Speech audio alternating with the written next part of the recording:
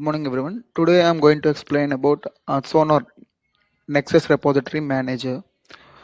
Nexus is a tool developed by Sonatype used in DevOps and CI/CD pipelines. Nexus stores, builds artifacts. It works as a central storage system. What are artifacts? Artifacts are files created after building an application. These files are needed to run the application. Like examples are like jar and var files. Docker images are also called as active artifacts.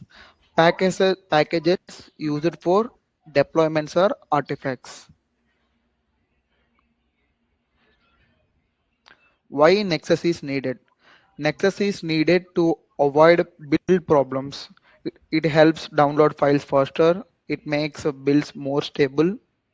All files are stored in one place.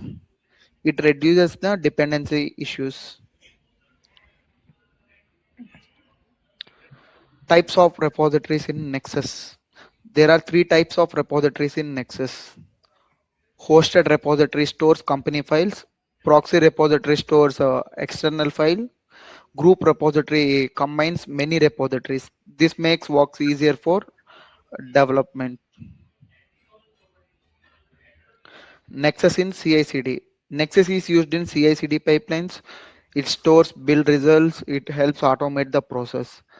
CI tools connect with Nexus. Deployment uses files from Nexus. Whenever like we are going to start a deployment, it is going to take from the Nexus. Real world examples. Developers push application code to get repository. CI tool Jenkins automatically triggers the build. Application dependencies are downloaded via Nexus proxy. Build outputs as jar or Docker images based on our requirement. Artifact is stored in Sonatype Nexus Repository Manager. Nexus maintains versions of the artifact based on our builds. Deployment system pulls the artifact from Nexus. Application is deployed to production reliably. Thank you.